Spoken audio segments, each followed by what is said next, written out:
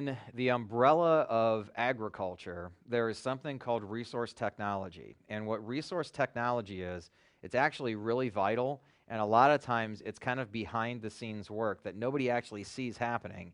But what the result is you're having better crop production, you're able to handle different types of problems that might spring up with plants and animals. And so this is really vital work that oftentimes is done in a laboratory, for instance, which is why I have this picture here. And it's work that is going to make it better for everything involved and everyone involved. And I'll get to what I mean here. First, as far as plants go, if you are in resource technology, what you're doing is you're taking samples from different locations of plants, and you're actually researching how different environments are affecting those plants, different chemicals are affecting those plants. It could be different bugs that are affecting those plants that live in certain areas that don't live in others. And what you try to do is you try to make the best type of area or plant that can grow in a certain area. So you're researching, you're doing a lot of sample work, and you're trying to help the farmers in the field, for instance, have a better crop next time because of the research that you're doing. So if I'm a farmer and I live in an area that sometimes has massive drought, but I still want to grow soybeans, you would then be researching ways that you can make my seeds better to make the soybeans actually thrive in my environment. So that's something that you might be doing. Animals, now if you're saying you take samples of animals, you don't necessarily take samples of animals, but what you do is you look at how the animals are reacting to a certain environment. And is it affecting, for instance, milk production? Is it affecting the meat that are coming from the animals based off of the feed that they're eating, the environment that they're living in, and even how they're processed to a point? So if that's something that a research technologist is going to do in a laboratory, try to figure this all out. Think of it as if you personally got sick and then they're trying to figure out why that happened. They're going to look into your environment. They're going to probably take some blood samples and look at that and try to figure out what's going on with you. But all of that happens in a lab. So in this case, you're trying to get the best case scenario for the animals that are involved.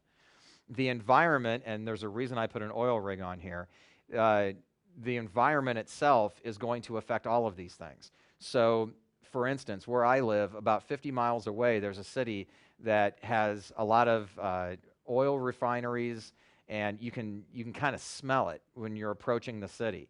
Well, my wife and I have even said, man, what does that do to the water here? Or what does that do to the plants here? And because you can smell the production of oil.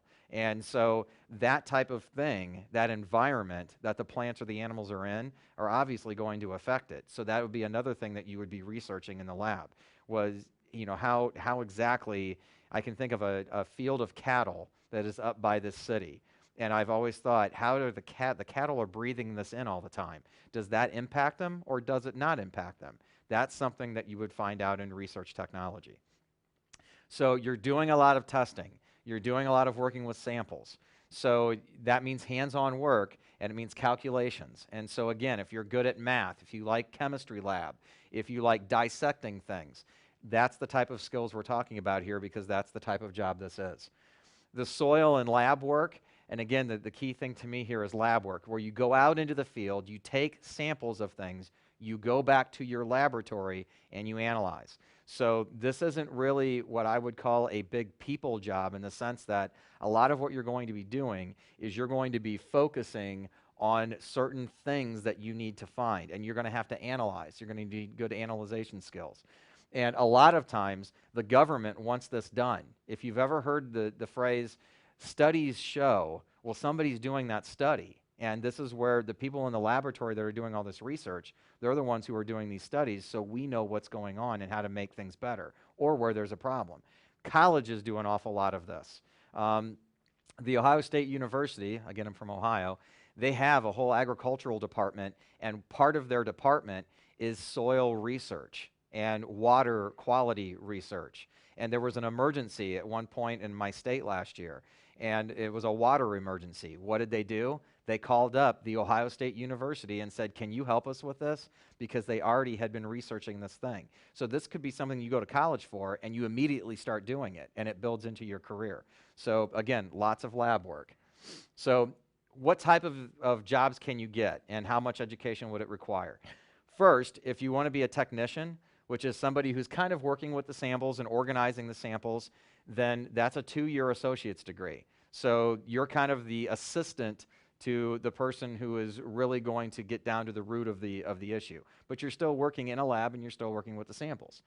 A bachelor's degree are the scientists who are mixing things together and trying to come up with the solutions. So if you are actually the person who is coming up with the results of the study, now you're talking a 4-year degree. It may even be a little bit more than that after a while. Depending where you work and what you want to do, it's possible that you could actually go after a doctorate if you wanted to. But the bachelor's degree, the 4-year degree, are the ones who actually sit in the lab. They're the ones who make the reports, make the analysis, and actually hand it over to whoever needs it. So you're the person at the end whose name is on that report and has done all the research. So that's going to require about a 4-year degree. So if any of this sounds good to you, and I've had students in the past, they call themselves, I'm a lab rat, and they love it. If that's you, then this is the type of job that might really interest you. And it's a type of job that will always be needed because we're constantly researching the environment, plants, animals, and trying to do better with what we have. We'll see you next time.